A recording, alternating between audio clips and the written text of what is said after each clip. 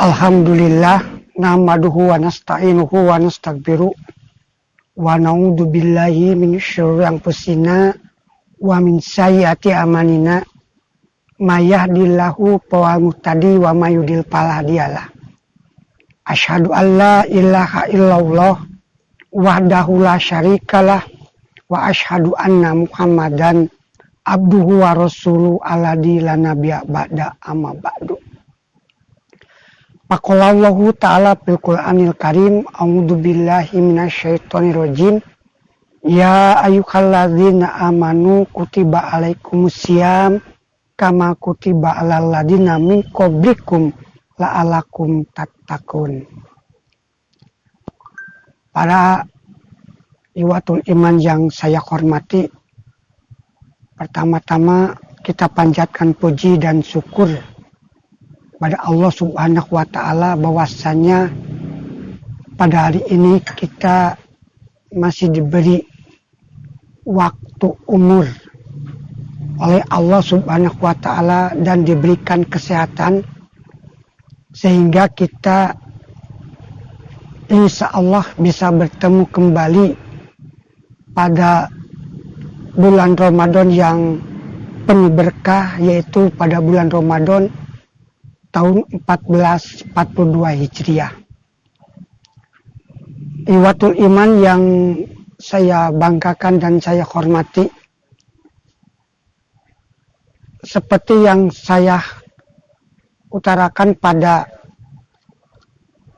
pembukaan tadi, bahwa diwajibkan saum itu kepada orang-orang yang beriman. Sebetulnya syariat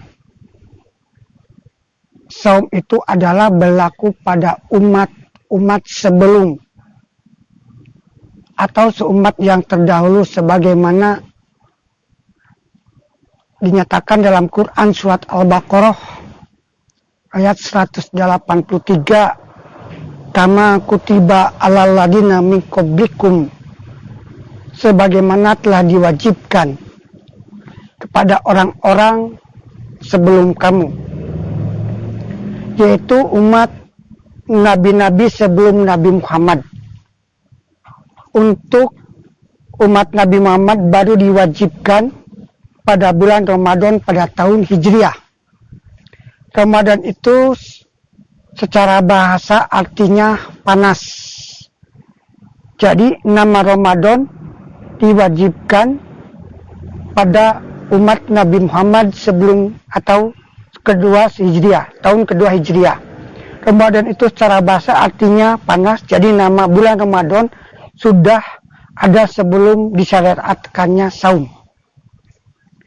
Sebelum diwajibkannya saum, telah diawali dengan kewajiban saum Asyura tanggal 10 Muharram, dan setelah diwajibkan saum Ramadan, maka saum Asyura tidak wajib lagi, tetapi hukumnya sunat saja. Siam itu menurut bahasa artinya imsak atau diam dan menahan diri, seperti dalam Al-Quran diungkapkan, ini nardatu lirahmani sauman palan ukallimal yaumi insian. Sungguhnya aku telah bernadar saum untuk Tuhan yang Maha Pemurah, maka aku tidak akan bicara dengan seorang manusia pun pada hari ini. Saum di sini artinya diam, tidak akan berbicara. Sedangkan saum menurut istilah adalah al-imsaku anil akli wa syurbi wa ghasyanil nisa'i minal maghrib ila maghribi istisaba lillahi wa idanan nafsi wa tahayyu'atan laha li taqwa wahi. Menahan diri dari makan, minum, dan bercampur dengan istri dari mulai terbit fajar sampai terbenam matahari, dengan niat karena Allah, dan merupakan persiapan dan latihan untuk meningkatkan kualitas takwa kepada Allah Subhanahu wa Ta'ala. Maka definisi tersebut memberikan pengertian bahwa dengan saum itu tidak hanya dituntut untuk meninggalkan makan dan minum saja, tetapi dengan saum itu merupakan mampu meningkatkan ketakwaan kepada Allah Subhanahu wa Ta'ala. Maka dalam saum itu kita bisa mengambil kesimpulan bahwa saum dalam artian mendidik diri. Yang pertama adalah tajdidul imani wa taqwiyatuhu, menyegarkan kembali keimanan dan menguatkannya. Yang kemudian yaitu la'alakum tatakun, agar menjadi orang yang bertakwa. Kemudian yang seterusnya adalah wa antasumu khairul lakum in kuntum ta'lamun. Jadi, dan saum lebih baik daripada kamu jika kamu mengetahuinya.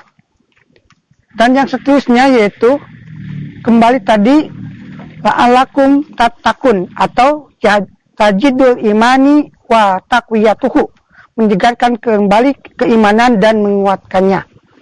Dalam suatu hadis dinyatakan bahwa innal imanu la yukhluqu fi zawfi ahadikum kama yakhluqu thawbu fajadidu imanakum. Sesungguhnya iman dalam hati kadang lapuk seperti lapuknya pakaian. Maka segarkanlah iman kamu sekalian. Maka dengan saum diharapkan untuk dapat menyegarkan kembali keimanan. Yang kedua adalah yahdibul nafsih, melatih mengendalikan hawa nafsu. Nafsu itu kadang-kadang meningkatkan semangat kerja. Kadang-kadang nafsu juga bisa berbahaya. Banyak orang celaka karena menuruti hawa nafsunya. Nah, di sini ikhwatul iman semuanya. Jadi ia terpaksa mendekam di penjara karena tidak mampu mengendalikan hawa nafsu. Nah, saum merupakan latihan yang kuat mengendalikan nafsu. Nafsu makan, minum, ditahan karena dilarang oleh agama. Demikian juga mau marah, ditahan. Nah, kalau nafsu sudah terkendali, insya Allah manusia selamat di hal-hal yang menjerumuskan dirinya. Allah berfirman, qad aflaha man zakaha wa qad khaba man dasaha. Sungguh beruntung yang dapat mensucikan nafsunya dan sungguh merugi orang yang mengotorinya. Yang ketiga adalah talbiyatul masyairi, memperhalus perasaan. Maksudnya manusia dituntut untuk memiliki perasaan yang halus, penuh kasih sayang dan perhatian kepada yang lebih, khusus kepada anak yatim, kepada orang miskin. Nah, saum merupakan untuk memperhalus perasaan. Dengan melaksanakan saum akan merasakan lapar yang berat. Mudah-mudahan dengan itu akan timbul rasa kasih sayang kepada miskin yang sering menderita dan merasakan kelaparan. Yang terakhir yaitu kasrul syahwati, menekan arus syahwat, nafsu birahi atau dorongan seksual pada diri manusia sekuat sekalipun. Nafsu birahi tidak terkendali dapat membuat seorang terjerumus pada prostitusi dan pelecehan seksual. Maka dengan saum, keempat bagian itu bisa mendidik diri kita menahan hawa nafsu, menahan nafsu birahi, serta menahan makan dan minum, menahan campur sama istri di waktu siang hari dan diperbolehkan di waktu malam hari. Aku qouli hadza wa astaghfirullah li wa lakum.